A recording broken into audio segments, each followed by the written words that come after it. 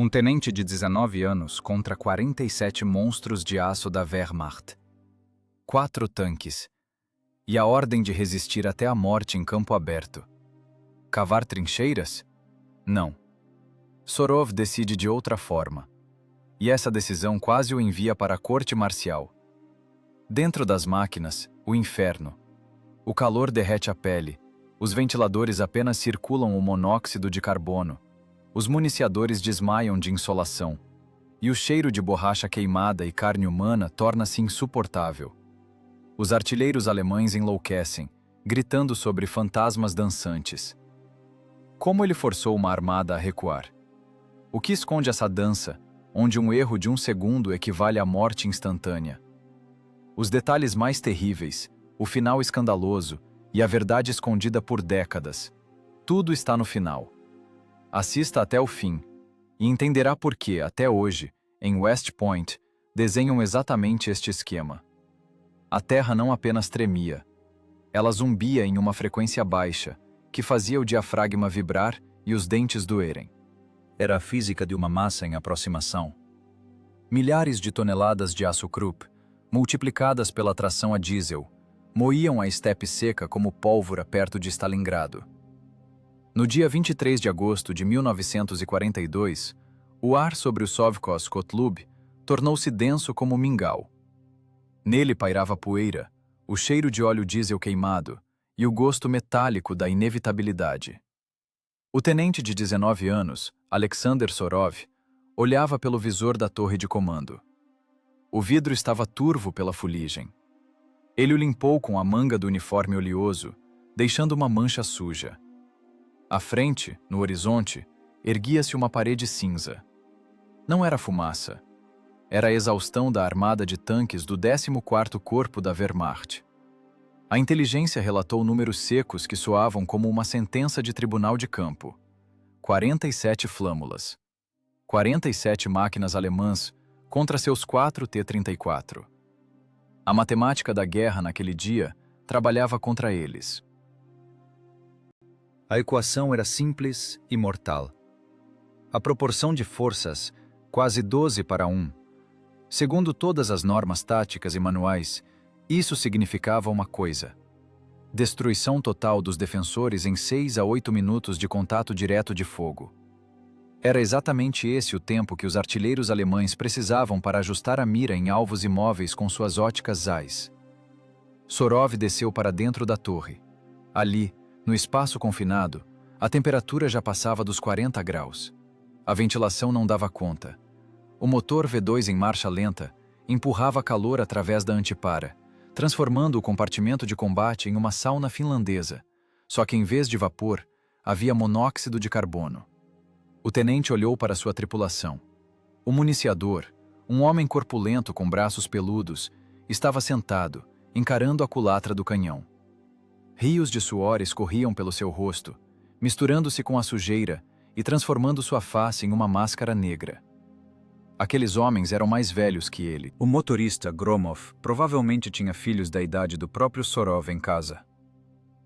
Tenente, a voz de Gromov no fone de ouvido soou abafada, com interferência estática. A terra está tremendo. São muitos. Estou vendo, retrucou Sorov secamente. Sua voz era árida, desprovida de entonação. Emoções agora eram um lastro desnecessário. Apenas cálculo. A ordem do Estado-Maior era inequívoca. Bloquear a estrada. Resistir até a morte. Na terminologia militar, resistir até a morte geralmente implicava cavar trincheiras, criar parapeitos e transformar o tanque em um ponto de fogo permanente. Mas Sorov tinha mente de engenheiro, não apenas de soldado. Ele entendia a mecânica da penetração de blindagem. Se enterrassem os tanques, eles se transformariam em alvos estáticos. Um tanque imóvel para um Panzer IV alemão de canhão longo era apenas um alvo de treino no estande de tiro. Um projétil de calibre 75 mm atravessaria a blindagem frontal do T-34, se ele ficasse parado esperando. Sorov fechou os olhos por um segundo, visualizando o mapa do terreno. Estepe. Plana como uma tábua de passar. Nem ravinas, nem bosques, Nem dobras no terreno onde esconder uma máquina de 30 toneladas. Não havia cobertura. Era um tabuleiro de xadrez, onde as peças brancas já estavam posicionadas, e as pretas, seu pelotão, estavam em uma situação de empate antes mesmo do primeiro movimento. O regulamento exigia suicídio. A lógica exigia ação. Os fones de ouvido estalavam. O rádio estava mudo, mas era um silêncio pesado. A pedantismo alemão, sua famosa ordem, implicava movimento conforme o cronograma. Eles não estavam indo para um ataque, estavam indo para um desfile. Sabiam que não havia ninguém ali, exceto um punhado de condenados. Sorov sentia o tempo se contrair. Cada segundo de aproximação da coluna inimiga tirava deles opções de salvação. Verificar culatra, comandou ele, testando a comunicação. Perfurantes no suporte mais à mão, explosivos para o fundo. Ele sabia que não precisariam de explosivos hoje. Não haveria infantaria para cortar, e nem motivo para isso. Seria um duelo de blindagem e energia cinética. Apenas aço contra aço. O tenente saiu pela escotilha para engolir um pouco de ar quente e poeirento. O silêncio antes da batalha pressionava os tímpanos mais do que o estrondo da artilharia. Ele viu os comandantes das máquinas vizinhas espiando pelas escotilhas. Em suas posturas lia-se a condenação. Esperavam a ordem para cavar. Esperavam a ordem para morrer. No entendimento deles, a guerra era uma troca simples. Suas vidas em troca de atrasar o avanço alemão por meia hora. Esse era o preço do tempo da infantaria. Mas os tanquistas sabiam o valor de suas máquinas. Um tanque é um mecanismo complexo, um recurso que não pode ser queimado de forma medíocre. O vento empurrava plantas rodadoras pela estepe. A grama seca roçava nas lagartas. Esse som irritava. Sorov olhou para suas mãos. Elas não tremiam. Não havia medo propriamente dito. Havia uma consciência fria e pegajosa de que, em 10 minutos, seu corpo poderia se transformar em um pedaço de matéria orgânica carbonizada, misturada com metal derretido. Isso não era filosofia, era termodinâmica. A temperatura de queima de um projétil térmico é de milhares de graus. As chances de sobreviver em uma caixa de aço na detonação da munição são de 0,0. Ele desceu novamente, para as alavancas e miras. O cheiro de graxa, suor e metal aquecido atingiu seu nariz. Cheiro de casa, cheiro de guerra. Ouvir a ordem, disse ele no laringofone, mudando o rádio para a frequência geral do pelotão. Nada de trincheiras. Não desliguem os motores. Mantenham a rotação no aquecimento. Uma pausa pairou no ar. Era mais pesada que o rugido dos motores alemães. Violação do regulamento. Tribunal. Fuzilamento. Mas o fuzilamento seria depois, se sobrevivessem. E os projéteis alemães chegariam agora. Camarada tenente, a voz do comandante da segunda máquina, Sargento Petrov, tremeu. Temos instruções. Ficaremos como na palma da mão. Esqueça as instruções. A voz de Sorov tornou-se dura como o barulho de um ferrolho. As instruções foram escritas por quem está na retaguarda agora. E aqui estou eu. E eu digo, ficar parado significa morrer. Não seremos alvos. Ele imaginou o esquema da batalha. Vetores de movimento. Balística. Os tanques alemães são pesados. Suas torres giram devagar. A hidráulica deles é precisa, mas tem inércia. O T-34 é mais leve. A dinâmica de aceleração do diesel V2 é maior do que a dos Maybach a gasolina. Essa era a única vantagem deles. Velocidade e manobra contra blindagem e número. Bisturi contra marreta. O rugido aumentava. Agora já se podiam distinguir sons individuais, o tinir das lagartas, o ronco dos motores nas trocas de marcha. A terra transmitia a vibração para o casco do tanque, e Sorov a sentia pelas solas das botas. Era o passo de um gigante, seguro de sua impunidade. 47 canos já apontavam na direção deles, embora ainda não os vissem. O tenente verificou o mecanismo de rotação da torre. O volante girava pesado, mas suavemente. O setor de tiro estava limpo. Ele olhou para o relógio. Os ponteiros contavam inexoravelmente os segundos até o contacto. 11 horas e 25 minutos. O sol estava no zénite, inundando a estepe com uma luz impiedosa, não deixando nenhuma chance de camuflagem pela sombra. A ótica do inimigo funcionaria perfeitamente, sem reflexos, sem distorções. Atenção, tripulações! Sorov falava com clareza, articulando cada palavra para romper o ruído externo crescente e o medo interno das pessoas. Não vamos trabalhar pelo regulamento, vamos trabalhar com inteligência. Ouçam apenas os meus comandos. Esqueçam a tática de infantaria. Nós somos cavalaria. Nós somos velocidade. Ele sabia que agora estava ocorrendo uma ruptura na cabeça de seus subordinados. Estavam acostumados à guerra linear. Tiro, abrigo, tiro. Ele lhes propunha o caos. Mas apenas nesse caos, nessa equação insana com 47 variáveis, eles tinham uma chance fantasmagórica, matematicamente ínfima, mas ainda assim uma chance não apenas de morrer como heróis, mas de cumprir a missão, sobreviver e vencer. O estrondo tornou-se palpável. Parecia que o ar ao redor dos tanques havia se solidificado em gelatina. A primeira tempestade de poeira no horizonte começou a ganhar contornos. As silhuetas quadradas e angulosas dos Panzers 3 e 4 alemães emergiam da névoa de calor. Eles vinham em uma frente ampla, ocupando todo o espaço, esmagando a psique apenas com sua aparência. Não era apenas técnica. Era uma ideologia encarnada em metal, avançando para esmagar 4 máquinas soviéticas. Sorov respirou fundo o ar viciado do tanque. Faltava oxigênio. O sangue pulsava nas têmporas, mas a mente permanecia fria como gelo. O módulo analítico em sua cabeça calculava a distância. 2.000 metros. 1.500. 1.000. Preparar, comandou ele. Agora vai começar a física. A escuridão não trouxe frescor. A noite sobre a estepe pendia como um cobertor denso e sufocante. O termômetro, mesmo após o pôr do sol, marcava mais de 30 graus Celsius. A blindagem dos tanques, incandescente durante o dia, esfriava lentamente, emitindo estalos característicos. O metal se contraía, devolvendo os joules acumulados à atmosfera. Esses sons, parecidos com o tic-tac de um relógio gigante, eram a única coisa que quebrava o silêncio na posição do pelotão.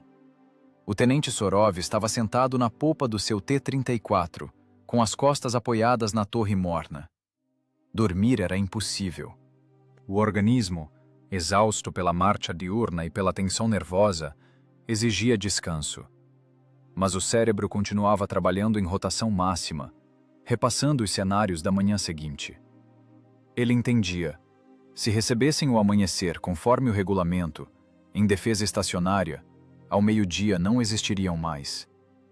Não era covardia, era o cálculo frio de um engenheiro. Um tanque imóvel em estepe, aberta contra 47 canos, é uma equação cuja solução é sempre igual a zero. Ao longe, além do horizonte, o céu periodicamente se iluminava com os clarões pálidos de relâmpagos distantes. Lá, no oeste, a guerra já acontecia, moendo divisões. Aqui, no trecho do Sovkhoz, por enquanto estava quieto. Mas era o silêncio antes da execução. Sorov pegou um caderno gasto e um lápis. O grafite esfarelava, deixando marcas grossas e irregulares no papel. Ele tentava desenhar um esquema de defesa, mas toda vez saía um esquema de vala comum. Disposição linear. Morte. Em escalão. Morte. Emboscada. Não há onde se esconder. Seus pensamentos de repente deslizaram para o passado, para a infância pré-guerra em Novaya Uzman. A memória, protegendo-se do horror da realidade, puxou um episódio aparentemente inútil. Ele lembrou de como, quando menino, observava um formigueiro que alguém havia revirado com um pau. Milhares de insetos corriam caoticamente pelo monte de areia. Ele tentava pegar uma formiga específica, mas ela mudava constantemente de trajetória. Um movimento brusco para a esquerda, parada por uma fração de segundo. Movimento para a direita, zigue-zague. Acertar o dedo naquele ponto biológico era impossível. O olho não conseguia fixar a mudança do vetor de movimento, e a mão atrasava na reação. Sorov paralisou. O lápis congelou sobre o papel.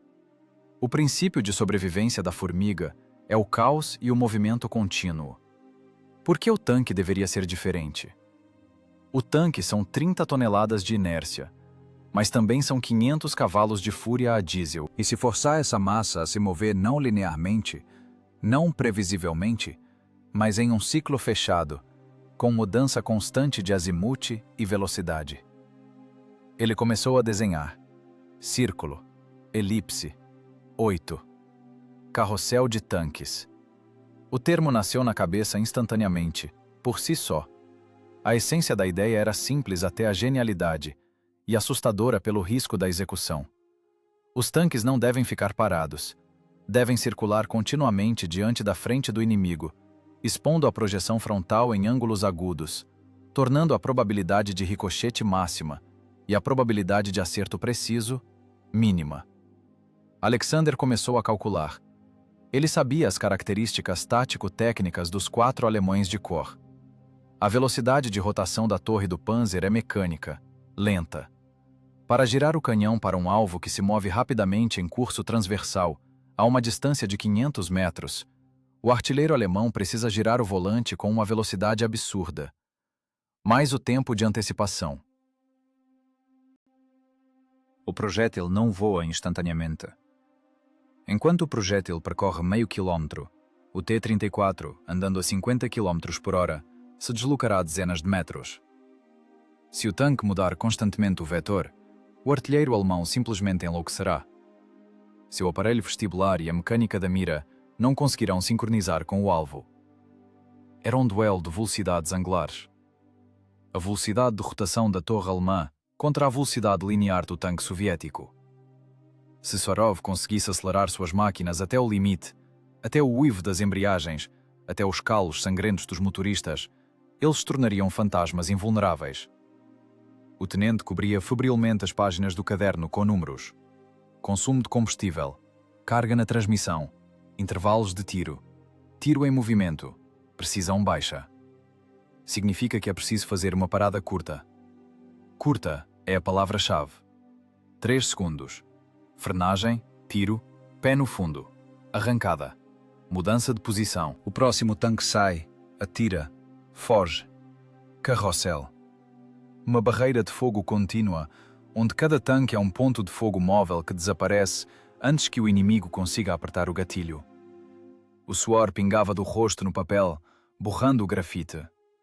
Dentro do tanque, de dia, fará 50 ou 60 graus. Com as escotilhas fechadas, com o motor funcionando e disparos de canhão, é uma câmara de gás.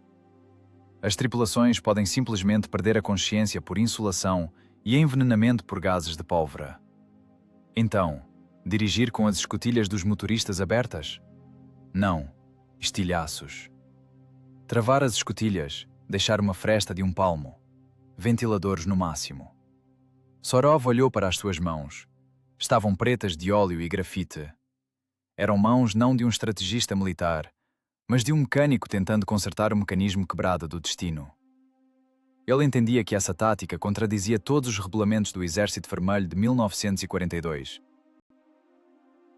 O regulamento exigia concentração de fogo a partir de posição parada. Ele, no entanto, planejava montar um circo sobre lagartas. Mas nesse circo havia uma lógica de ferro. O T-34-76 é uma máquina manobrável. Seu elemento é a dinâmica. Lagartas largas seguram o solo, o potente diesel arranca do lugar. E as máquinas alemãs são pesadas, instáveis. Sua suspensão é projetada para o conforto do tiro e não para corridas em terreno acidentado. É preciso impor o jogo deles. Um jogo onde quem manda não é a espessura da blindagem, mas a velocidade de reação e a velocidade angular de deslocamento. Ele imaginou o rosto do motorista Gromov quando ouvisse a ordem.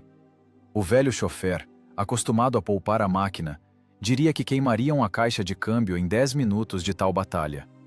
E ele estaria certo. As embreagens queimariam, o óleo ferveria. mas é melhor queimar a caixa de câmbio do que morrerem todos junto com a tripulação. A técnica é material descartável. As pessoas, não. Embora a guerra afirmasse o contrário. Sorov virou a página. Desenhou o esquema do terreno. Colina, declive, ravina. O carrossel precisa girar de forma que na crista da colina não haja mais do que 2 tanques simultaneamente. Saiu. Atirou. Desceu para a zona morta dos canhões alemães.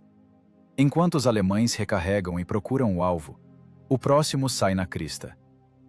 Para o observador do outro lado, isso parecerá uma avalanche infinita de tanques soviéticos. Efeito psicológico. Medo do desconhecido. O tenente fechou o caderno. A decisão estava tomada. Era um risco no limite da loucura, mas era a única chance de transformar a morte inevitável em batalha. Ele olhou para o leste, onde o céu começava a ficar cinza, anunciando o amanhecer. Logo o sol subiria e aqueceria este mundo até ficar branco. Logo os alemães viriam. Mas agora ele tinha um plano. Não apenas uma ordem de resistir, mas um algoritmo de ações. Uma tarefa de engenharia que precisava ser resolvida com a ajuda de alavancas, miras óticas e vontade humana. Ele se levantou, alongando as pernas dormentes. O tic-tac do metal esfriando cessou. Os tanques esfriaram, prontos para aceitar um novo calor, o calor da batalha. Sorov enfiou o caderno no bolso do peito, perto do coração. Ali, nas folhas amassadas de papel, estava escrita a fórmula da vida deles. Restava apenas provar sua correção na prática, onde um erro nos cálculos seria uma blindagem perfurada e a detonação instantânea da munição. Ele foi acordar as tripulações. Não restava mais tempo para dúvidas. A contagem regressiva havia começado. A manhã cheirava a vapor de óleo usado e terra úmida. O sol ainda não tinha queimado o céu até ficar branco, mas o ar já estava denso e pegajoso. 4 tripulações estavam em semicírculo perto da máquina do comandante. 16 pessoas. Rostos cinzentos, insones, riscados de rugas onde a fuligem inlavável se entranhara. Fumavam cigarros de palha, escondendo as brasas nos punhos, por um velho hábito de trincheira, embora já não fizesse sentido se esconder. O tenente Sorov desenrolou o mapa sobre a blindagem, prendendo os cantos com uma chave inglesa e um estojo de munição. Sentia os olhares sobre si. Olhares pesados e avaliadores de homens adultos que poderiam ser seus pais. O mecânico motorista da máquina líder, Ivan Gromov, de 36 anos, cuspiu uma saliva preta no chão e olhou com expectativa para o comandante de 19 anos. Nos olhos de Gromov, lia-se o cansaço de um homem que passou pela retirada desde a fronteira e sabe o valor dos jovens tenentes recém-saídos da academia. Ouvir a missão de combate. A voz de Sorov era firme, mas por dentro, tudo se apertava em um nó tenso. Os alemães virão em 1 hora. São muitos. Nossa tarefa é segurar a linha. As tripulações ficaram em silêncio. Eram palavras padrão. Agora deveria seguir o comando. Para as máquinas, preparar posições. O regulamento exigia enterrar-se na terra até a torre, deixando apenas o cano de fora. Isso dava proteção, mas tirava a manobra. Não vamos cavar, disse Sorov, olhando direto nos olhos de Gromov. O silêncio tornou-se tilintante. Alguém engasgou com a fumaça. Gromov levantou a cabeça lentamente. As sobrancelhas subiram, juntando na testa uma sanfona de sujeira e suor. Não entendi, camarada tenente? Perguntou ele com um baixo profundo. Vamos receber em campo aberto? Como em um desfile? Como em um estande de tiro, respondeu Sorov bruscamente. Se ficarmos parados, somos alvos. Eles têm 4 de cano longo. Vão nos estourar a 1,5 km. A gente nem cospe lá. Mas o regulamento, começou o municiador da segunda máquina, mas Sorov o interrompeu. O regulamento foi escrito para a guerra, não para fuzilamento. Ouçam com atenção. Vamos circular. O tenente começou a desenhar com o dedo na blindagem empoeirada. Círculo, elipse, 8. Carrossel. A primeira máquina sai na crista, curta. Tiro. Desce para a ravina. Nesse momento sai a segunda. Tiro. Saída. A terceira. A quarta. Vamos girar uma ciranda tal que as cabeças dos artilheiros alemães vão cair de tanto girar os volantes. Movimento constante. Mudança constante de posição. Nem um segundo de estática. Gromov deu um passo à frente. Seu peito largo quase tocou o ombro do tenente. O motorista cheirava a diesel e suor velho. Você, comandante, tá no seu juízo? Ele esqueceu a subordinação. Que carrossel? É um tanque, não uma pulga. 30 toneladas. Sabe o que vai acontecer com a embreagem principal depois de 10 minutos dessa dança? Vamos queimar as caixas pro inferno. Os discos vão fundir. Vamos parar no meio do campo com o motor travado, e aí já era. E assim morreremos em 5 minutos. Sorov desafinou para um falsete. A voz tremeu traiçoeiramente, entregando a idade, mas ele imediatamente esmagou esse grito de galo com vontade. Olha para o mapa, Gromov. 47 tanques. 47? Se você se enterrar, vai viver exatamente o tempo que o projétil deles leva para voar. Quer poupar as embreagens para os alemães? Para eles pegarem uma máquina inteirinha com a tripulação morta? Um murmúrio passou pela multidão de tanquistas. Vamos expor as laterais, gritou alguém das fileiras de trás. No retorno, a lateral fica nua. A blindagem lá é de chorar. 45 milímetros. Não vamos expor se mantivermos a distância e o ângulo. Sorov bateu com o punho na blindagem. O som saiu abafado e doloroso. Vamos pela tangente. Ricochete. Velocidade angular. Eles não conseguirão fazer a antecipação se quebrarmos o ritmo. Acelerador, freio, tiro, acelerador. É morte. Balançou a cabeça o comandante do terceiro tanque. É loucura, tenente. Vão nos mandar para o tribunal por dano ao equipamento, se sobrevivermos. Eu respondo pelo equipamento, berrou Sorov, sentindo o rosto ficar vermelho. Eu respondo pelas suas vidas. Eu que escrevo as cartas de falecimento para suas esposas. Você quer viver, Gromov? Ou quer morrer conforme o regulamento num buraco? Gromov ficou em silêncio. Ele olhava para o mapa, para as linhas tortas desenhadas com o dedo na poeira. Ele era um mecânico divino. Ouvia a máquina com a bunda. Sabia que o tenente propunha violência contra a técnica. O diesel V2 não gosta desses regimes. A transmissão não gosta. Mas Gromov odiava ainda mais a morte sem sentido. Ele via os olhos de Sorov. Neles não havia pânico. Neles havia um cálculo furioso e medo. Medo não por si mesmo, mas de não ser compreendido. Embreagens. Resmungou Gromov, pegando um novo cigarro. Suas mãos tremiam um pouco. O óleo vai ferver em 15 minutos. A temperatura vai passar dos 100. Então vamos jogar água nos radiadores? Vamos mijar na transmissão se for preciso? Sorov agarrou Gromov pela manga oleosa. Ivan, acredita em mim. É física. Um alvo móvel é mais difícil de acertar. Vamos confundi-los. Vamos deixá-los nervosos. Gromov tragou fundo, soltando um jato de fumaça acre no rosto do tenente. Tá bom. Ele jogou a bituca fora e a apagou com a bota. Tá bom, engenheiro. Você venceu. Mas se o motor travar, eu te esgano pessoalmente antes de queimar. Combinado. Suspirou Sorov. Para as máquinas! Rugiu Gromov, virando-se para as tripulações. Ouviram a ordem? Travas nas escotilhas, ventilação no máximo. Municiadores, preparem-se para trabalhar como o diabo. Motoristas, ouçam meu comando. Não tenham pena do ferro. Arranquem como se estivessem escaldados. Os tanquistas, resmungando e xingando, dirigiram-se às suas máquinas. 1 minuto depois, o ar foi rasgado pelo som tosse do motor de arranque. 1, 2, 3, 4 motores diesel V2 de 12 cilindros rugiram, cuspindo nuvens de fumaça cinza azulada.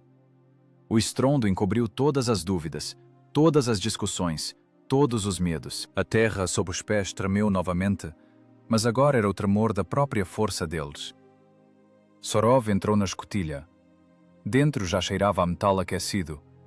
Ele colocou o capacete com fones, pressionou o laringofone contra a garganta. A vibração do casco passava para a coluna vertebral. Agora não havia caminho de volta. Apenas para frente, para o carrossel, para a dança insana de aço e fogo que o menino inventou para salvar homens. Teste de comunicação, disse ele. Pelotão, ouça meu comando. Iniciando a ciranda. Distância entre as máquinas, 50 metros. O primeiro foi. O tanque deu um tranco e arrancou, levantando uma parede de poeira na popa. As embreagens uivaram, aceitando o torque monstruoso. Sorov olhou pelo visor. A estepe estendia-se diante deles, vazia e à espera. O palco estava pronto. Os atores ocuparam seus lugares. A orquestra de 47 canhões alemães preparava-se para entrar. O cálculo de engenharia entrou em conflito com a realidade. Agora tudo dependia de se as engrenagens e os nervos aguentariam. Sem mais palavras, apenas física e morte. 11 horas e 30 minutos. O sol estava no ponto mais alto, transformando a estepe em uma frigideira incandescente, mas o horizonte escureceu de repente. Não era uma nuvem de tempestade. Era uma tempestade feita pelo homem, levantada por milhares de lagartas de aço. A poeira subia como uma parede, cobrindo metade do céu, densa, gordurosa, impregnada com o cheiro de diesel sintético não queimado. O 14º Corpo de Tanques da Wehrmacht entrava em cena. Nos visores das máquinas soviéticas, primeiro apareceu apenas uma névoa cinza. O ar trêmulo distorcia a perspectiva, mas logo a geometria da morte surgiu claramente. Eles vinham em frente ampla, desdobrados em ordem de batalha, que mais lembrava uma formação de desfile no campo de provas em Kummersdorf. A ordem alemã era sua arma psicológica. Linhas retas, intervalos medidos ao metro, era uma demonstração de confiança absoluta em sua superioridade. Sabiam que diante deles havia o vazio. A inteligência lhes informara que o caminho para Stalingrado estava aberto. Primeiro vinham os 3 leves, Panzerkampfwagen 3, máquinas ágeis e móveis de reconhecimento e cobertura. Seus canhões de cano curto de 50 mm não representavam uma ameaça mortal para a blindagem frontal do T-34 a grande distância, mas eram muitos. Eram cães de caça farejando a presa. Mas o verdadeiro horror vinha no segundo escalão. Alexander Sorov colou-se às oculares da mira. A ótica aproximou as caixas cinzentas e o tenente viu o que mais temia. Canos longos com freios de boca característicos. Panzerkampfwagen 4, modificação FE2. 75 mm de morte com alta velocidade inicial do projétil. Esses canhões atravessavam a blindagem soviética a 1.500 metros como papelão. Era o martelo vindo atrás do bisturi. 47 flâmulas. Sorov contava automaticamente, embora a mente se recusasse a aceitar essa aritmética. 47 contra 4. A armada rolava para a colina vazia, ocupando todo o espaço visível. Parecia que a própria terra cedia sob o peso desse metal. O zumbido era tal que dentro do tanque, mesmo através do capacete e da própria respiração, ouvia-se o ronco de baixa frequência dos motores Maybach alheios. Era o som de uma geleira se aproximando, moendo pedras. No rádio reinava um silêncio tilintante. Nenhum dos comandantes das máquinas soviéticas pronunciou uma palavra. Todas as palavras ficaram presas nas gargantas secas. As emoções foram queimadas pela adrenalina. Restou apenas a reação animal do organismo ao perigo mortal. Embaixo, no compartimento de direção, o mecânico motorista Ivan Gromov estava sentado, agarrado às alavancas até os nós dos dedos ficarem brancos. Seu pé direito estava no pedal do acelerador, e esse pé tremia. Não era covardia, nem pânico. Era fisiologia. Os músculos espasmavam pela tensão monstruosa da espera. Gromov olhava pela fenda estreita do visor, vendo como a avalanche cinza preenchia o mundo. Seu corpo queria uma coisa: afundar o pedal, virar o tanque e ir embora. Fugir. Esconder-se. O instinto de autopreservação, afiado por milhões de anos de evolução, gritava que ficar diante dessa força era suicídio. Mas a razão mantinha o pé suspenso. O tremor passava para o corpo do tanque, ressoando com a vibração do motor. Gromov sabia: se ele se movesse agora, se uma única tripulação vacilasse, a formação desmoronaria, e eles seriam abatidos pelas costas como lebres. Ele se forçava a respirar. Inspira, cheiro de diesel. Expira, cheiro de medo. Inspira, poeira. Expira, vida. A distância diminuía. 2.000 metros. 1.500. As torres alemãs moviam preguiçosamente os canos. Procuravam alvos, mas viam apenas a estepe vazia e a névoa trêmula sobre as cristas das colinas. Não atiravam. Os alemães economizavam munição, certos de que não haveria resistência. Essa autoconfiança era o único aliado de Sorov.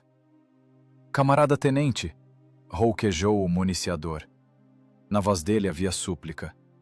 "Eles vão nos... agora!" Silêncio. A voz de Sorov era baixa, mas gélida. Esperar. 1.000 metros. Distância mortal para duelo. A essa distância, a ótica alemã Carl Zeiss permitia colocar projéteis em zonas vulneráveis, na escotilha do motorista, no anel da torre. Se os alemães abrissem fogo agora, a batalha acabaria sem começar. Sorov sentia um fio frio de suor escorrer pelas costas, sob a túnica molhada. Ele jogava roleta russa, onde a aposta eram as vidas de 16 pessoas. 800 metros. As caixas cinzentas tornaram-se enormes. Agora podiam-se distinguir os números táticos nas laterais, lagartas sobressalentes, galões amarrados na popa. Podiam-se ver os comandantes com o tronco para fora das escotilhas, olhando distraidamente os arredores com binóculos. Caminhavam como donos. 600 metros. Os nervos esticaram-se como cordas prontas a arrebentar com um tinido característico. O dedo indicador do artilheiro no gatilho tremia. A tentação de atirar era insuportável. Atirar para aliviar essa pressão monstruosa, para romper o silêncio, para fazer qualquer coisa. Mas um tiro de 600 metros na frente de um 4 é uma loteria. Ricochete, não penetração. E a salva de resposta de 47 canos transformaria a altura em uma paisagem lunar. "Distância 500", sussurrou Sorov, sem tirar os olhos da mira. A cruz filar pousou na roda motriz do tanque alemão líder. 400 metros. Ponto crítico. Ponto sem retorno. A essa distância, o projétil de 76 mm do canhão soviético F-34 mantinha energia cinética suficiente para quebrar o aço cimentado alemão. A essa distância, errar era impossível. Mas sobreviver ao fogo de resposta, também. O tempo comprimiu-se em uma linha infinitamente fina. Um segundo esticou-se por uma eternidade. Sorov viu o tanque líder alemão girar um pouco o corpo, desviando de uma cratera. A lateral se abriu por um instante. Ângulo ideal, 90 graus. As pernas dos motoristas dançavam nos pedais. Os corações batiam na garganta, abafando o ruído dos motores. O ar no tanque aqueceu ao limite, mas ninguém sentia o calor. Havia apenas o horror frio e penetrante do confronto iminente e a vontade de ferro da ordem. Sorov inspirou. Aquela inspiração poderia ser a última. Ele viu o comandante alemão na máquina líder levar o binóculo aos olhos, percebendo finalmente as silhuetas camufladas na crista. Tarde demais. A armadilha fechou. O silêncio estourou. O comando "Fogo" não soou no rádio como um grito. Soou como o clique de um interruptor fechando o circuito de detonação. Na mesma fração de segundo, 4 canhões F-34 de calibre 76 mm cuspiram fogo. O tanque estremeceu com todo o seu corpo de 30 toneladas, como se tivesse levado uma marretada na testa. A culatra do canhão voou para trás com um clangor, nos batentes de recuo, jogando a cápsula fumegante no chão do compartimento de combate. O tinido do latão caindo afundou no estrondo do tiro, que bateu nos ouvidos mesmo através dos capacetes. 4 projéteis perfurantes traçantes partiram para o alvo com uma velocidade inicial de 662 metros por segundo. Distância de 400 metros para tal balística é um tiro a queima-roupa. Tempo de voo, menos de 1 segundo. As tripulações alemãs nem tiveram tempo de entender que foram detectadas. No visor de Sorov, a imagem do mundo rachou. O Panzer IV, líder alemão, indo pelo centro, tropeçou. O projétil atingiu exatamente na junção da torre e do corpo, o lugar mais vulnerável. Um feixe de faíscas, parecendo solda, cegou a ótica por um instante. A torre de várias toneladas da máquina alemã deu um sulavanco, travando no anel. O segundo projétil do pelotão encontrou o tanque de combustível de 1-3 que vinha atrás. A explosão dos vapores de gasolina rasgou o compartimento do motor, jogando no céu uma coluna de fumaça preta e gordurosa. Foi o primeiro acorde. Um golpe calculado não para a destruição de toda a armada, mas para a criação do caos. A formação alemã, ideal, geometricamente medida, vacilou. Mas Sorov não ficou olhando o resultado. Emoções de vitória são um luxo que não podiam se permitir. Agora, entrava em vigor a segunda parte da equação. Dinâmica.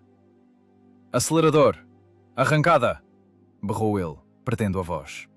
Vamos embora!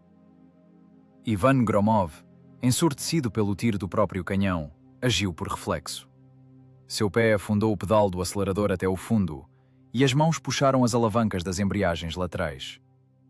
O diesel V2 rugiu, chegando ao limite de 2.000 rotações. O tanque, em vez de parar, aproveitando o efeito do acerto, pulou. Exatamente pulou. 30 toneladas de aço saíram do lugar com a graça de uma fera assustada. As lagartas morderam o solo seco, arrancando pedaços de terra e criando uma cortina de poeira na popa. O T-34 rolou para trás, para a ravina, atrás da contraencosta da colina. Toda a manobra levou 4 segundos. No mesmo segundo, a crista onde acabaram de estar foi atingida por uma tempestade de resposta. A reação alemã foi profissional. Seus artilheiros detectaram os clarões dos tiros. Dezenas de canos viraram para a ameaça. Projéteis de calibre 75 e 50 milímetros araram a terra, levantando fontes de poeira e estilhaços. Mas batiam no vazio.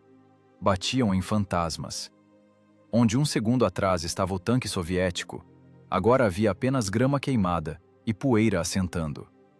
A máquina de guerra alemã, acostumada a lutar com um inimigo imóvel, falhou.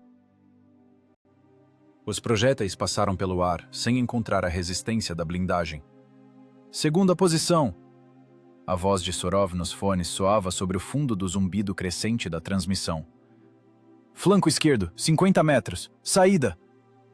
Dentro do tanque acontecia um inferno de força centrífuga.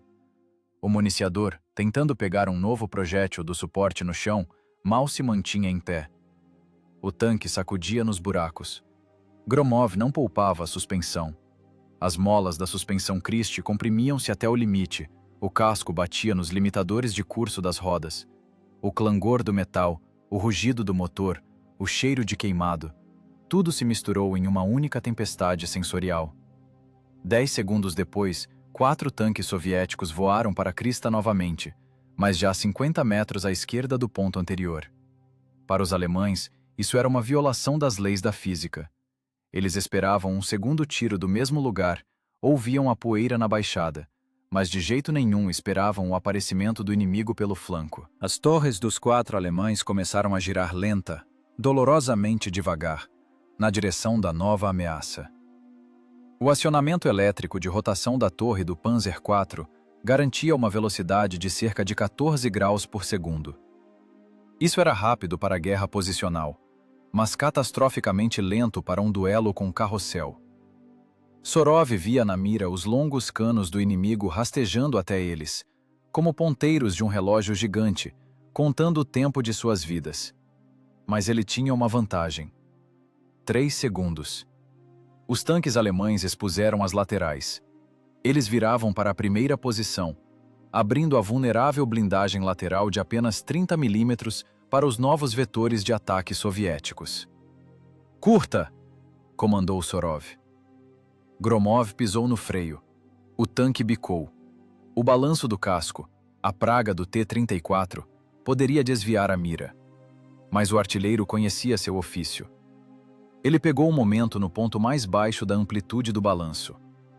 "Fogo!" Nova salva. 4 projéteis atingiram as laterais da cunha alemã. O efeito foi terrível. A fina blindagem lateral não segurou o impacto do projétil de 76 milímetros. Um dos tanques alemães explodiu instantaneamente. A munição detonou. A torre pesada foi arrancada do anel e jogada a vários metros de lado, como a tampa de uma caldeira fervendo. Outro tanque perdeu a lagarta e começou a girar no lugar, expondo-se ao fogo de seus próprios camaradas. "Para trás! Para o abrigo!" gritou Sorov novamente. E nova arrancada. O motor uivava numa nota próxima ao ultrassom. O óleo na transmissão esquentava, as embreagens começavam a patinar, enchendo o compartimento de combate com a fumaça acre e azulada do material de atrito queimando. Mas eles se moviam. Eles viviam. A formação alemã se misturou. As máquinas que vinham atrás começaram a frear, batendo nas carcaças fumegantes das da frente. Alguém tentava virar. Alguém dava ré. A clara ordem geométrica transformou-se em um amontoado numa estrada rural. Os comandantes da Wehrmacht gritavam no rádio, tentando entender quantos tanques russos estavam à frente deles. Pela intensidade do fogo e mudança de posições, parecia-lhes que estavam sendo atacados por no mínimo uma companhia de tanques completa. Não podiam acreditar que esse vendaval de fogo era gerado por apenas 4 máquinas, movendo-se pela crista da colina como pêndulos raivosos. Sorov limpou o suor que inundava os olhos. O coração batia em algum lugar na garganta, atrapalhando a respiração. O medo foi embora. Restou apenas o azar frio de jogador e o cálculo rígido de engenheiro. Ele via os canos alemães batendo novamente no vazio, explodindo a terra onde eles já não estavam. "Terceira posição!" rouquejava ele.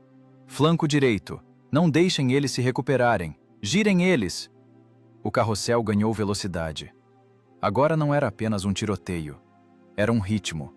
Ritmo de vida e morte. Golpe. Fuga. Golpe. Fuga.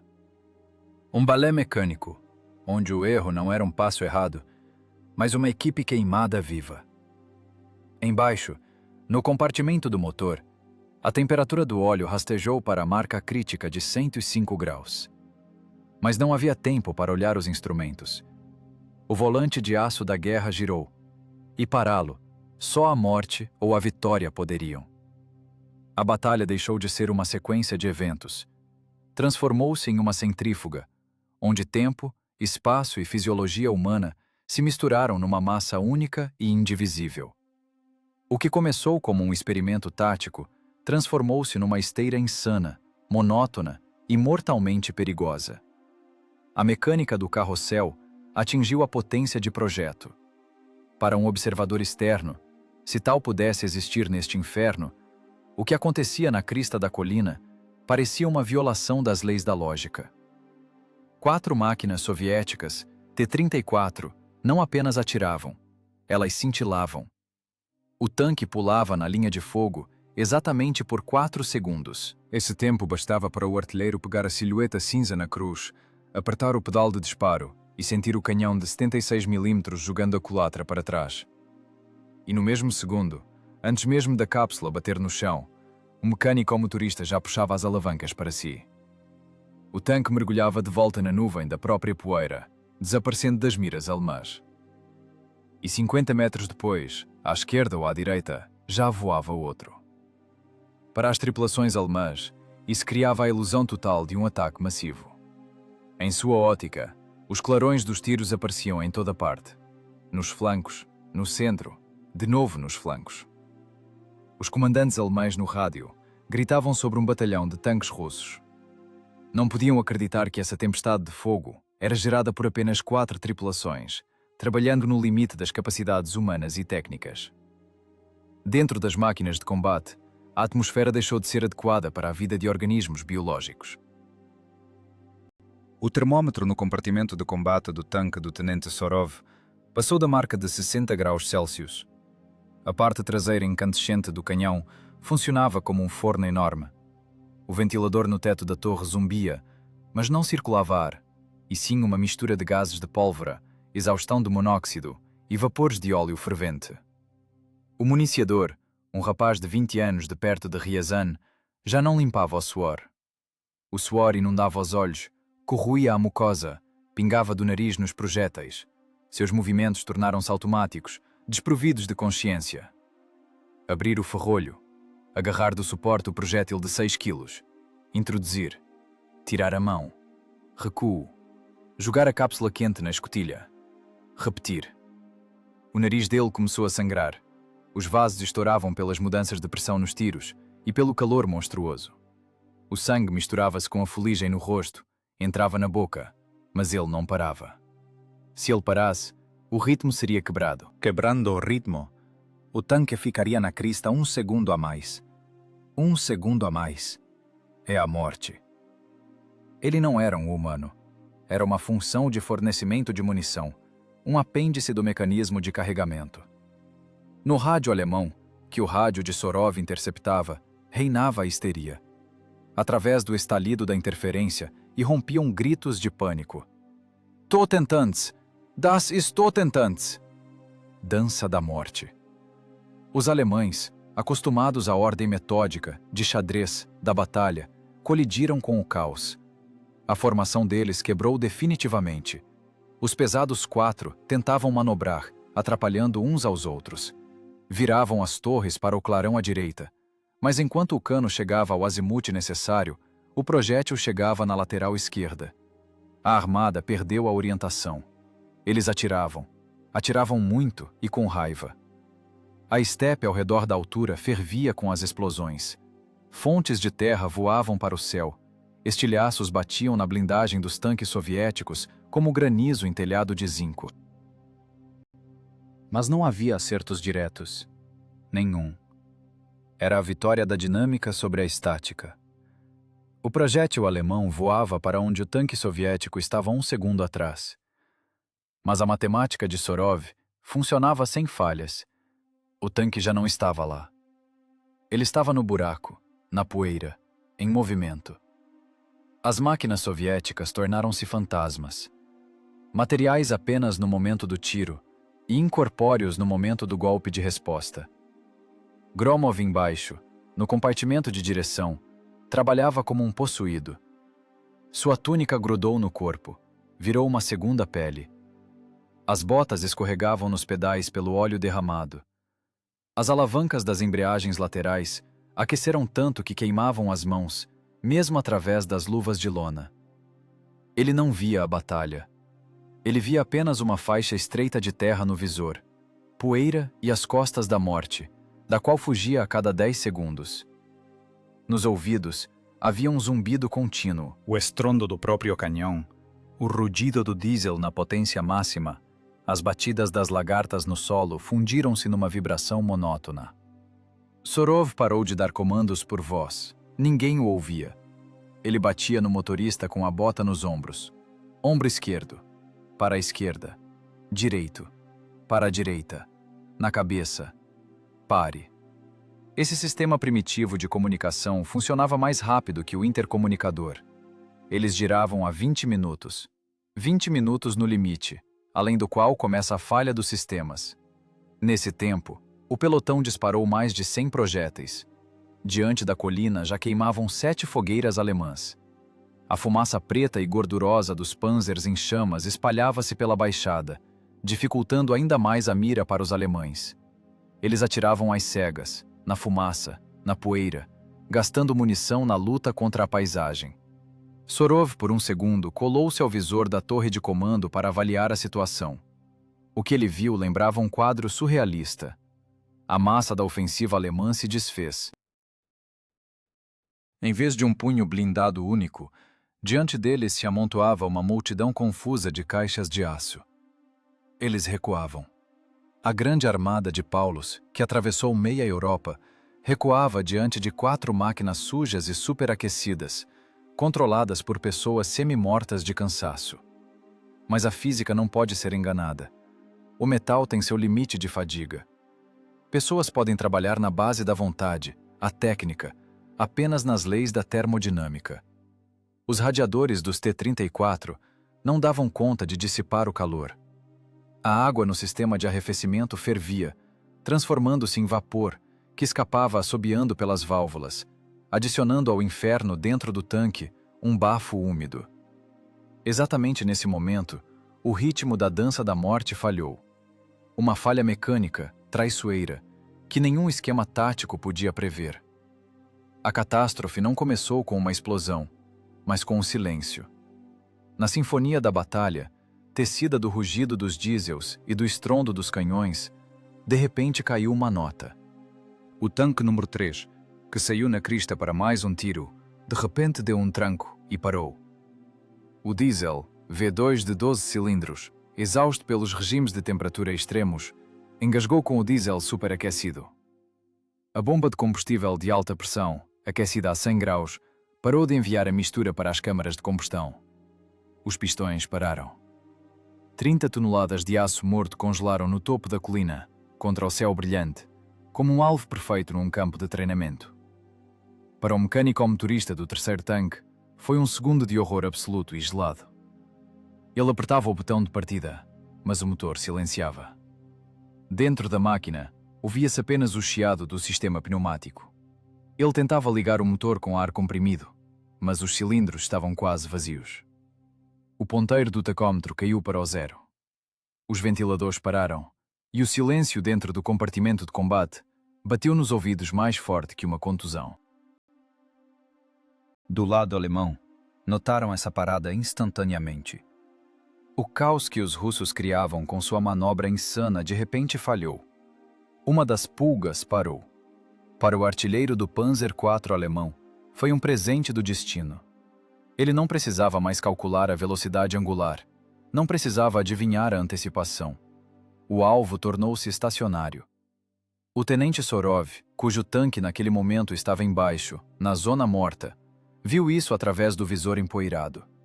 Ele viu como a torre do tanque alemão mais próximo parou de oscilar e fixou-se rigidamente no 3 imobilizado. O longo cano com freio de boca olhava direto para a lateral da máquina parada. Distância: 400 metros. Erro excluído. O tempo se dividiu. Sorov entendia. A terceira tripulação não tinha chance. O alemão já colocou o dedo no gatilho elétrico. 1 segundo para refinar a mira. Meio segundo para o voo do projétil. E acabou. 4 pessoas virariam cinzas. Bromov! O grito de Sorov rasgou a voz, ecoando com dor na laringe. Para a direita! Corta o caminho! Pé no fundo! Ivan Gromov não fez perguntas. Ele não via a situação, mas ouvia a entonação do comandante. Não era uma ordem, era um grito de desespero. O motorista puxou a embreagem direita e afundou o pedal do acelerador, como se quisesse furar o assoalho do tanque. O T-34 de comando rugiu, jogando um clube de fumaça preta, e arrancou colina acima. Era uma violação de todas as regras de balística e tática. Sair na frente de um cano que já está pronto para atirar, expor-se, mas era a única variável que Sorov podia introduzir nessa equação mortal para mudar o resultado. O tanque de Sorov voou para a linha de fogo exatamente no momento em que o freio de boca do canhão alemão foi envolto numa nuvem de gases. Tiro. O artilheiro alemão não teve tempo de reagir ao obstáculo que apareceu de repente. O projétil, destinado ao terceiro tanque móvel, encontrou em seu caminho a blindagem frontal inclinada da máquina do tenente. O impacto foi de tal força que a máquina de 30 toneladas balançou como um bote na tempestade. Dentro do tanque a luz apagou, a lâmpada estourou. O som não parecia uma explosão. Era um tinido monstruoso e vibrante, como se alguém tivesse batido com uma marreta num sino enorme dentro do qual você está sentado. Esse tinido passou pelo corpo, ressoando em cada osso, expulsando o ar dos pulmões. Sorov foi jogado de peito contra a culatra do canhão. A vista escureceu. Na boca apareceu o gosto salgado de sangue. Ele mordeu a língua. Mas a consciência, treinada pelo estresse, registrou o principal. Não houve explosão da munição. Estamos vivos. O projétil de calibre 75 mm atingiu a parte frontal superior em ângulo agudo. O projetista Mikhail Koshkin, criando a blindagem inclinada do T-34, salvou a vida deles naquele momento. O projétil, possuindo energia capaz de quebrar 100 mm de aço vertical, ricocheteou. Ele traçou um sulco profundo, brilhando pelo atrito, na blindagem, e com um uivo selvagem foi para o céu, deixando no metal apenas uma queimadura térmica e um amassado. Terceiro, sai daí! Roquejava Sorov no microfone, sem ouvir a própria voz por causa do zumbido nos ouvidos. Na crista da colina, na nuvem de poeira, o motor do terceiro tanque finalmente espirrou. Mais uma vez. E com um rugido forçado funcionou. O mecânico do terceiro, molhado de horror e suor, engatou a ré. O tanque, aos trancos, deslizou de volta para a ravina, para a sombra salvadora. A máquina de Sorov desceu atrás. Embaixo, no abrigo, houve uma pausa de segundos. As tripulações recuperavam o fôlego. Gromov, com as mãos trêmulas, tentava acender um cigarro, mas o palito quebrava nos dedos. Ele virou a cabeça para o tenente. No rosto do motorista havia uma mistura de fúria e admiração. Você é maluco, comandante, disse ele apenas com os lábios. Você nos colocou na frente do projétil. Eu coloquei o ângulo, respondeu Sorov, cuspindo sangue no chão. Ângulo de impacto. Cosseno, Ivan. Trigonometria simples. Mas ele mentia. Não havia trigonometria nenhuma ali. Havia puro risco animal.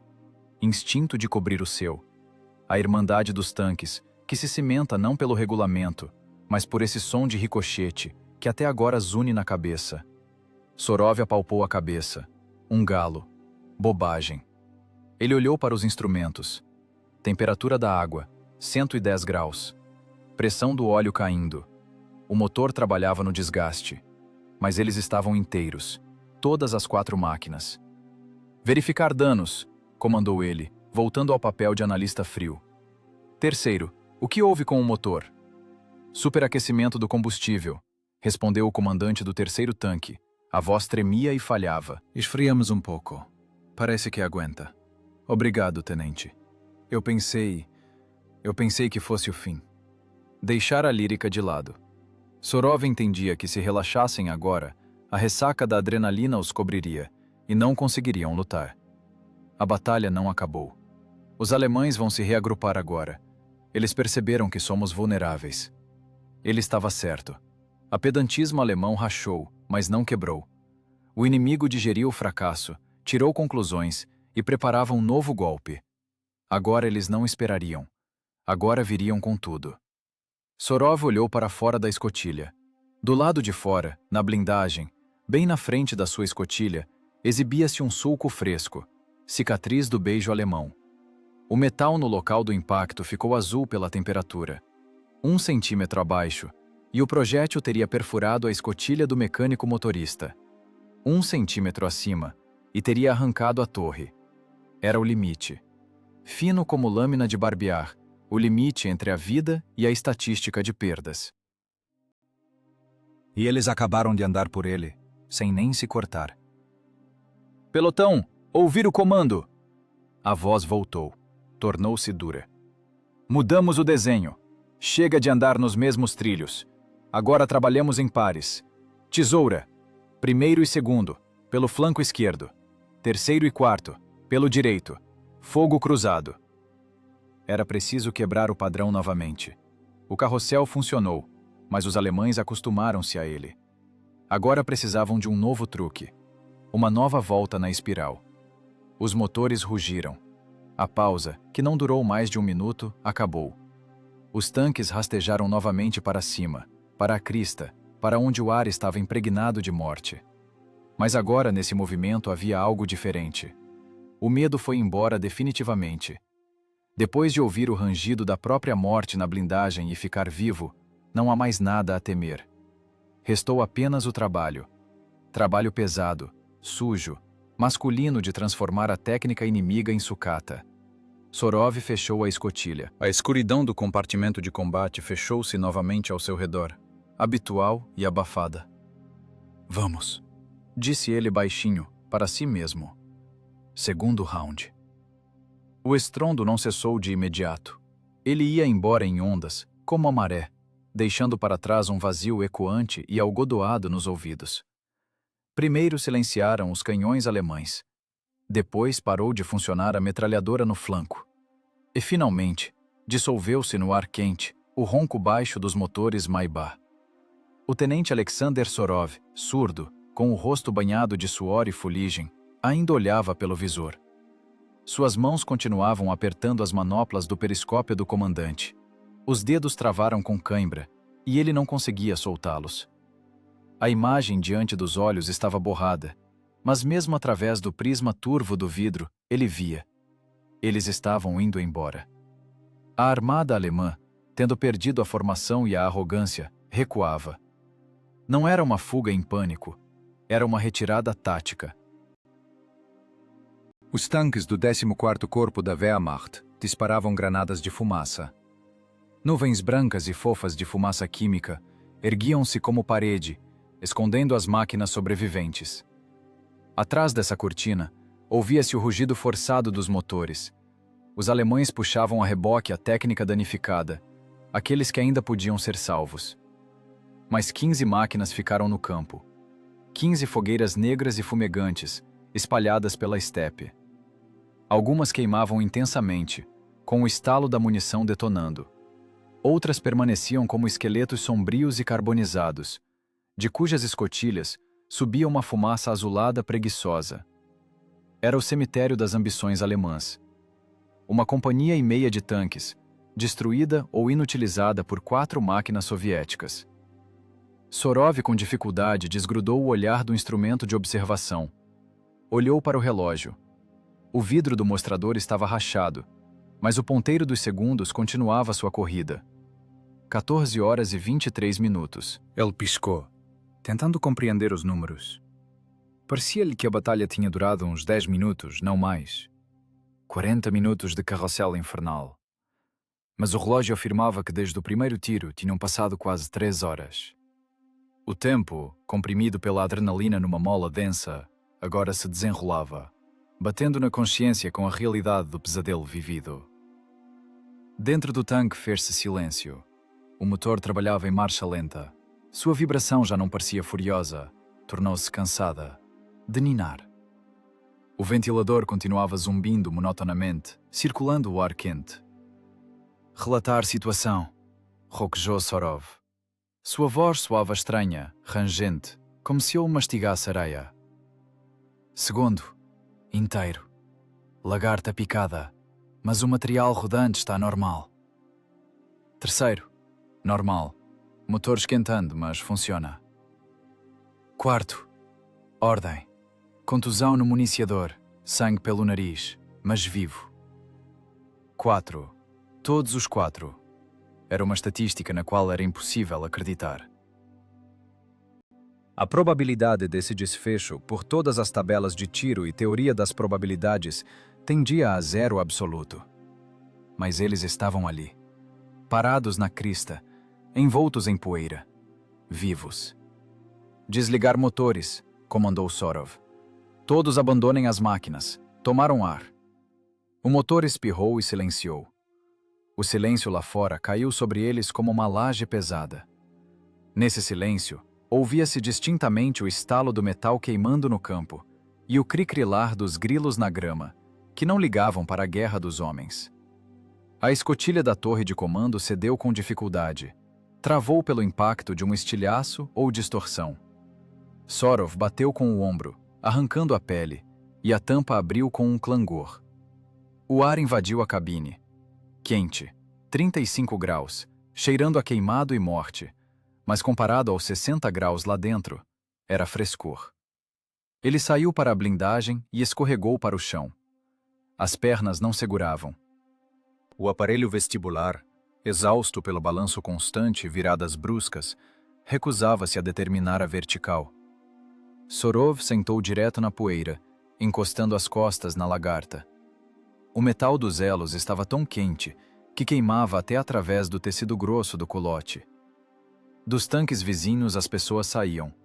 Não saíam, caíam, como sacos de areia. Pretos, como mineiros após um turno de emergência. Não se viam os rostos, apenas máscaras de óleo e fuligem, onde brilhavam o branco dos olhos e os dentes. As mãos de alguns tremiam, alguém simplesmente estava deitado no chão, com os membros espalhados, engolindo avidamente o ar pela boca, como um peixe jogado na praia. Ivan Gromov saiu por último. Pulou da blindagem frontal pesadamente. Sua túnica estava escura de suor, dava para torcer. Ele se aproximou de Sorov, cambaleando como bêbado. Sentou ao lado. Suas mãos enormes, acostumadas a mover alavancas, agora tremiam miudamente.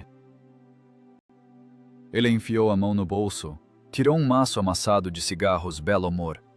Tentou tirar um, mas os dedos não obedeciam. O cigarro quebrou. Ele xingou, sujo, rebuscado, sem raiva, mas com surpresa.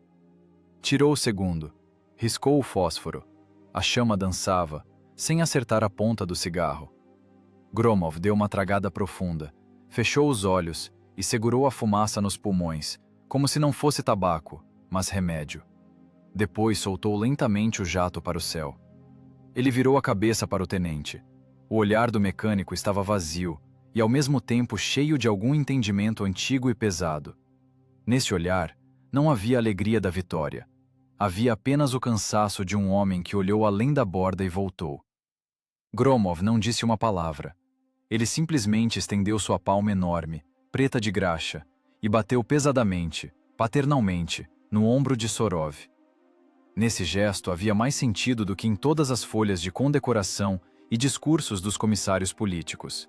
Era um reconhecimento. Reconhecimento de que o garoto de 19 anos estava certo. Que sua matemática insana venceu a morte de aço deles. Sorov olhava para o campo à sua frente. A fumaça dos tanques alemães subia verticalmente, no céu sem vento. Entre as carcaças queimando viam-se pequenas figuras. Tanquistas alemães, sobreviventes nesse inferno, rastejavam para os seus. Ninguém das tripulações de Sorov pegou em armas. Atirar nas costas de inimigos rastejantes e contundidos não havia nem força, nem vontade. O trabalho estava feito. O esvaziamento físico vinha em ondas. A adrenalina ia embora, deixando em seu lugar uma dor surda em todos os músculos. O corpo lembrava que não era de ferro. Zúnia nos ouvidos, o rosto machucado na mira ardia. Os cotovelos batidos na blindagem doíam. Alexander desviou o olhar para o seu tanque. A máquina estava parada, envolta na névoa de calor que saía da blindagem. A tinta no cano queimou completamente, expondo o metal cinza. Na torre e no casco, viam-se dezenas de marcas, arranhões de estilhaços, amassados de ricochetes, sulcos traçados por acertos de raspão. O T-34 parecia um lutador que saiu de uma briga de beco, espancado, com cicatrizes, mas em pé. Sorov pegou o cantil. A água nele estava morna, quase quente, com gosto de metal. Ele tomou um gole, bochechou, cuspiu a saliva preta. Vivos, disse ele baixinho. Não pelo regulamento, mas vivos. Gromov assentiu, continuando a olhar para o horizonte fumegante. Vamos ter que trocar as embreagens, comandante. Roquejou ele finalmente, e esse comentário técnico, cotidiano, soou como a melhor música. E os discos de embreagem? Não sobrou nada lá. Vamos trocar, Ivan, respondeu Sorov. Vamos trocar tudo. O principal é que tem quem troque. O sol começava a pender para o oeste, tingindo a fumaça dos incêndios em tons carmesim. O dia, que deveria ter sido o último deles, continuava. A estepe, esburacada por crateras e cheia de sucata, esfriava lentamente. E no centro desse caos, estavam sentadas 16 pessoas, que acabaram de cancelar a sentença do destino, reescrevendo-a com sua vontade e velocidade. Eles ainda teriam muito pela frente. Reparos, relatórios, novas batalhas.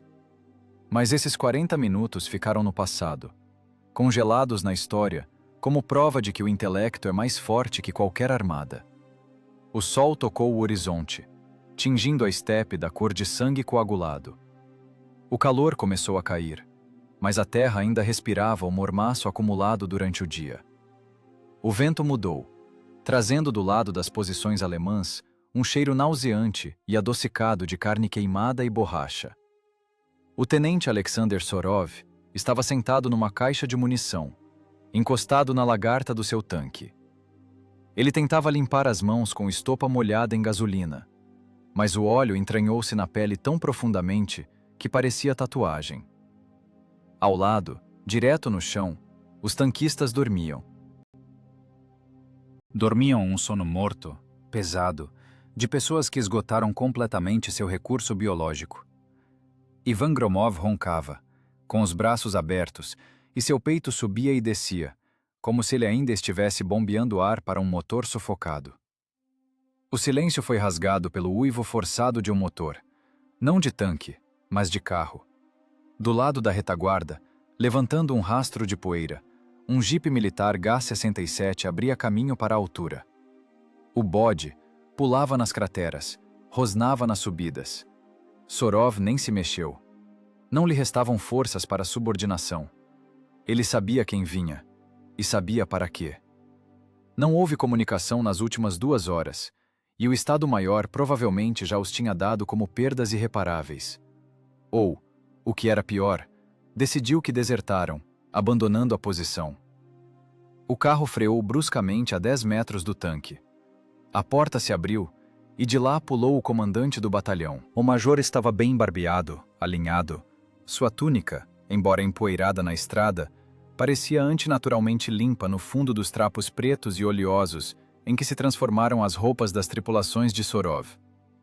Do lado do major, balançava uma bolsa de couro com mapas. Aqueles mesmos mapas onde o pelotão deles era apenas um sinal tático, uma marca de lápis. O comandante caminhava rápido, com raiva, apertando um chicote na mão. Atrás dele corria o ajudante com uma pasta. "Sorov!" berrou o major, a 5 passos de distância. "Por que não está uniformizado? Por que as pessoas estão dormindo? Onde estão as trincheiras?" O tenente levantou-se lentamente, apoiando-se na blindagem. As pernas uniam, os joelhos dobravam mal. Ele tentou se endireitar, prestar continência, mas a mão estava pesada demais. "Camarada major", a voz de Sorov parecia o rangido de dobradiças enferrujadas. "As pessoas estão descansando após a batalha." "Que batalha?" O major chegou perto. O rosto dele distorceu-se de fúria. "Houve uma ordem. Ocupar a defesa. Cavar. Criar barreiras de engenharia. Eu vejo uma estepe nua. Eu vejo tanques em lugar aberto. Vocês decidiram dar a técnica de presente para os alemães? É tribunal, tenente. Violação de ordem em situação de combate. Sabotagem." O comandante gritava sinceramente. No mundo dele, no mundo dos mapas do Estado-Maior e regulamentos, o que ele via era um crime. Os tanques não estavam em abrigos, mas na crista. A terra não estava cavada com trincheiras de perfil completo. Parecia negligência, beirando a traição. Sorov olhava silenciosamente para o rosto vermelho do major. Ele não se importava. O medo da chefia que incutiam na academia evaporou. Depois de olhar para o cano de um 4 alemão a uma distância de tiro de pistola, o grito do major parecia algo distante e insignificante, como o zumbido de uma mosca. "Olhe para lá, camarada major", disse Sorov baixinho e apontou com a mão preta para o oeste. O major calou-se. Ele seguiu mecanicamente o gesto do tenente. No início não entendeu o que via. No crepúsculo, a estepe parecia apenas uma mancha escura, mas depois os olhos focaram. Luzes.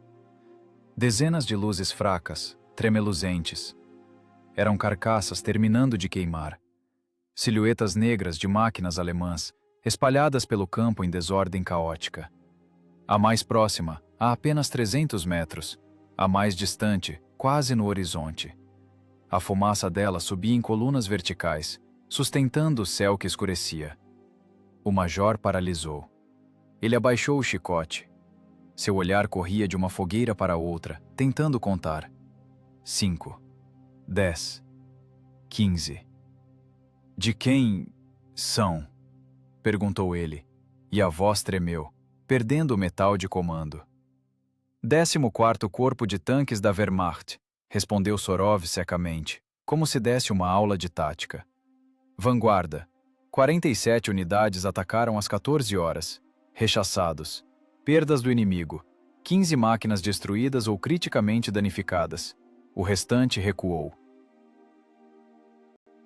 O major virou-se lentamente para Sorov. Agora ele não olhava para um tenentezinho sujo, fora do uniforme, mas para algo que não cabia na sua visão de mundo. Ele desviou o olhar para os 434 de Sorov. Espancados, arranhados, com a tinta queimada, mas inteiros. E você? Perguntou o comandante baixinho. Perdas? Pessoal inteiro. Contusões, queimaduras. Técnica funcionando, mas requer reparo capital da transmissão. Queimamos as embreagens, camarada major. O major tirou o cap, limpou a testa com as costas da mão. Ele era um oficial experiente. Sabia as características técnicas dos tanques alemães. Sabia as do T-34. Entendia a aritmética da guerra. 4 contra 47 em campo aberto. É morte. Mas ele via a vida diante de si. Como? Ele apenas exalou. Você não tem nenhuma trincheira aqui. Se tivéssemos cavado, teríamos morrido em 8 minutos, respondeu Sorov. Manobramos. Defesa ativa. Carrossel. Carrossel? O major franziu a testa, tentando achar um termo do regulamento para essa palavra. Tática de mudança contínua de posições, explicou o tenente. Golpe, recuo, tiro com paradas curtas. Não deixamos eles mirarem. Impusemos a eles a nossa dinâmica. O major ficou em silêncio por um longo minuto. Olhava para o campo, depois para o mapa na sua bolsa. No mapa estava desenhada uma linha reta de defesa. Na realidade, houve um caos que trouxe a vitória. Ele entendia que deveria prender Sorov agora por insubordinação. Mas prender um vencedor, que queimou 15 tanques alemães sem perdas, era impossível. Isso quebrava a espinha da lógica. Ou você é um gênio, tenente, disse finalmente o comandante, olhando Sorov direto nos olhos. Ou um tolo sortudo. Ainda não decidi. Sou engenheiro, camarada major. Foi um cálculo. Cálculo, riu o major. Ele enfiou a mão no bolso, tirou a cigarreira, estalou a tampa. Estendeu um cigarro a Sorov. Fuma, engenheiro. Eles acenderam. A fumaça do tabaco misturou-se com o cheiro de queimado. Escreva o relatório, disse o comandante já mais calmo, de forma prática. Detalhado. Esquema da batalha. Consumo de munição. E descreva esse seu carrossel. No Estado-Maior do Exército não vão acreditar. Vão dizer que é invenção. Teremos que mandar uma comissão contar o ferro. Não tenho papel, disse Sorov. O major arrancou uma folha limpa de sua bolsa, estendeu-a junto com um lápis químico. Sorov colocou a folha na blindagem morna e áspera do tanque. O lápis tremia na mão. Os músculos ainda não tinham recuperado da tensão. Ele começou a escrever.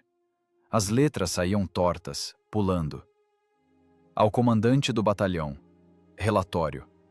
Às 12 horas entrei em combate com forças superiores do inimigo. Apliquei tática de fogo móvel.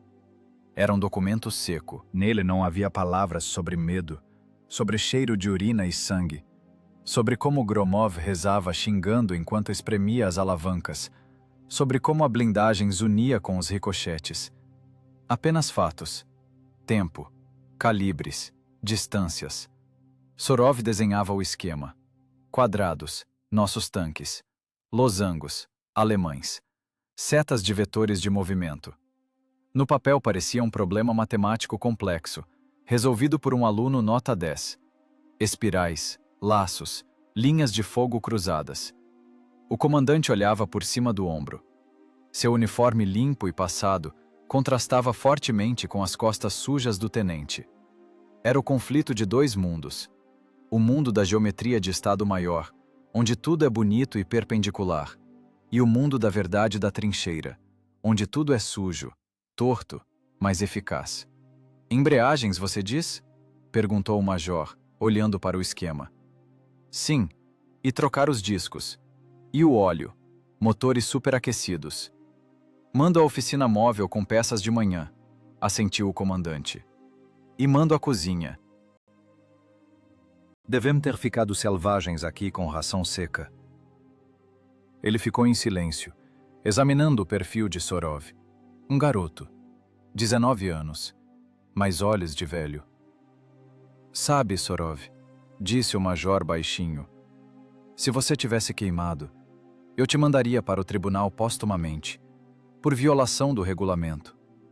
Mas assim, vou te recomendar para a ordem, da bandeira vermelha, se no Estado-Maior acreditarem nessa sua matemática. Não me importo, camarada major, respondeu Sorov, sem tirar os olhos da folha. O principal é mandarem as peças. Os alemães voltam amanhã. Vão estar com raiva. Voltam, concordou o major. Mas você quebrou os dentes deles. Agora vão vir com mais cuidado. Ganhamos tempo. Sorov colocou o ponto final e assinou. Estendeu a folha ao comandante. O papel guardava as impressões digitais pretas do tenente, o selo da guerra, que não se coloca em nenhuma repartição. O major dobrou o relatório com cuidado, guardou na bolsa. Descanse, tenente. Organize a guarda. Mandarei infantaria de reforço pela manhã. Ele virou-se e foi para o carro. O ajudante pulou atrás. O jipe virou, cobrindo Sorov com uma nova porção de poeira, e sumiu na escuridão, para onde ficava o Estado-Maior, a linha telefônica e a segurança relativa. Sorov ficou sozinho. Ele estava no meio da estepe, segurando na mão a bituca dada pelo comandante. No céu começaram a aparecer estrelas. Estrelas frias e indiferentes, que brilhavam sobre Stalingrado e sobre Berlim da mesma forma. Ele olhou para as suas mãos. Ainda tremiam, mas agora não pela tensão da batalha, mas pelo vazio. Ele provou o teorema. Ele sobreviveu. Mas ele sabia que a guerra não é uma prova que se passa uma vez. É uma sessão infinita, onde cada próximo bilhete pode ser o último, e não há segunda chamada. Atrás dele chegou Gromov. Ele já não dormia. Estava encostado na lagarta e também olhava para o carro que partiu. E aí, comandante, bronca? Perguntou ele roucamente. Prometeram peças, Ivan, respondeu Sorov. E cozinha. Mingau é bom, assentiu Gromov seriamente. E peças, melhor ainda. Sem embreagens não dançamos amanhã. Eles ficaram em silêncio, dois homens unidos pelo metal e pelo destino comum. Ao redor deles, na escuridão, esfriavam 15 tanques alemães, monumentos à sua loucura e à sua maestria. A noite assumia seus direitos, dando uma curta pausa antes do novo dia, que exigiria deles o impossível novamente. A poeira da estepe de 1942 assentou rápido, batida pelas chuvas de outono, mas o esquema, traçado com lápis trêmulo na folha da prancheta do comandante, ficou. Ele foi para os estados maiores, passou pelo papel carbono dos escrivães, transformou-se em parágrafos secos de manuais de combate. O que nasceu como um ato de desespero e iluminação de engenharia num ponto geográfico concreto, transformou-se em um algoritmo sistêmico. Já um ano depois, em julho de 1943, no inferno do Arco de Kursk, outros tenentes, que nunca ouviram o sobrenome de Sorov, gritavam nos laringofones. Carrossel! Trabalhar carrossel! Contra eles já não vinham 4, mas pesados tigres e panteras, com blindagem frontal impossível de perfurar a queima-roupa. E a única maneira de sobreviver para as tripulações dos 34, tornou-se novamente a dinâmica. Flanqueamento, tiro, arrancada, mudança de posição.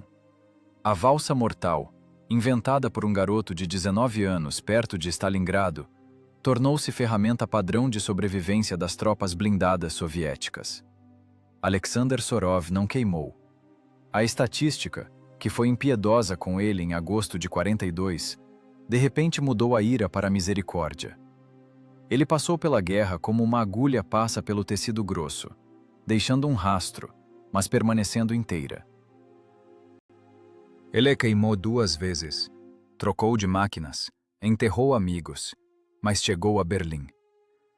Quando os últimos disparos silenciaram, ele tirou as patentes com o mesmo alívio com que se tira uma roupa suja, impregnada de suor. Ele voltou para aquilo com que começou, para os desenhos técnicos. O ex-comandante de pelotão tornou-se engenheiro civil. O homem que aprendeu a destruir a técnica alemã dedicou o resto da vida à criação. Ele construía pontes e galpões de fábrica. Seus cálculos agora diziam respeito à resistência das vigas e dos materiais, e não a ângulos de penetração e trajetórias de projéteis. Mas a guerra não solta os engenheiros tão facilmente. Ela entranhou-se no subconsciente. Toda noite, ao fechar os olhos, o idoso Alexander Sorov via não construções pacíficas, mas aquela mesma estepe poeirenta e incandescente. Ele sentia o cheiro fantasma de embreagem queimada e ouvia o zumbido nos ouvidos. Aquele mesmo som quando um projétil de 75 milímetros ricocheteia na blindagem a 10 centímetros da sua cabeça.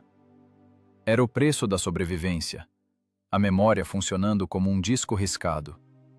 Décadas se passaram, o mundo mudou. Os tanques tornaram-se diferentes, com blindagem composta, telêmetros a laser e computadores balísticos. Mas a física da guerra permaneceu a mesma. A milhares de quilômetros do Sovkhoskotlub, numa sala estéril e com ar-condicionado da Academia Militar de West Point, num quadro branco, um professor de tática desenha um esquema. Canetas vermelhas e azuis chiam no plástico. Cadetes em uniformes perfeitamente passados olham para o quadro. Prestem atenção neste padrão, diz o professor em inglês, apontando com a vara para os laços que Sorov desenhava no caderno. Este é um exemplo clássico de defesa móvel ativa em condições de superioridade numérica do inimigo. Nós chamamos isso de resposta dinâmica assimétrica. Os cadetes copiam diligentemente o esquema para seus tablets. Para eles é uma abstração, pura geometria. Eles veem vetores, ângulos de ataque e zonas de impacto. Eles aprendem isso como um teorema que precisa ser passado na prova para obter a patente de oficial. Ninguém ali conhece o nome de Alexander Sorov. Nos livros da OTAN, essa manobra é impessoal, decomposta em fórmulas e normas táticas. Ninguém desses rapazes jovens e bem alimentados sente o cheiro de urina e sangue que pairava no compartimento de combate do T-34. Eles não sabem que essas linhas retas no quadro foram traçadas pela vida de 16 homens que simplesmente queriam voltar para casa. Eles não sabem sobre o motorista Gromov, que rezava xingando em suas alavancas. Não sabem sobre a temperatura de 60 graus, que derretia o cérebro. Para a história, restou apenas o resíduo seco, a eficácia, a proporção de perdas, o gráfico de sobrevivência. Mas nisso está a justiça suprema da arte da engenharia. O nome do autor pode apagar-se, mas a construção criada por ele continua funcionando. A ponte construída pelo engenheiro fica, mesmo que o construtor tenha sido esquecido. A tática inventada pelo tenente continua salvando vidas de tripulações em conflitos locais do século XXI, mesmo que nunca tenham ouvido falar de Stalingrado. O intelecto é a única arma que não se torna obsoleta. A blindagem enferruja. A pólvora fica úmida. Os motores desgastam-se. Mas a ideia de que a velocidade e o cálculo podem vencer a força bruta permanece uma constante eterna. Alexander Sorov provou isso não com uma tese, mas com uma batalha. Naquele dia, 23 de agosto de 42, ele resolveu uma equação com 47 variáveis. E a resposta dessa equação até hoje está escrita nas tábuas da história militar, mesmo que em letras miúdas nas notas de rodapé. A guerra é sujeira. A guerra é medo. Mas às vezes, em momentos raros, a guerra torna-se a forma suprema da matemática, onde o preço do erro é a vida, e o prêmio não é uma medalha, mas simplesmente a oportunidade de ver o próximo amanhecer. O carrossel de tanques do tenente Sorov parou há meio século, mas a inércia desse movimento, a inércia do espírito humano e do pensamento de engenharia, continua girando o volante da história. A tela apaga. Resta apenas o zumbido. Não o zumbido dos motores, mas o zumbido do tempo, engolindo nomes, mas deixando a essência. E nesse silêncio, soa a última e invisível conclusão. Vence não quem tem a blindagem mais grossa, mas quem pensa mais rápido.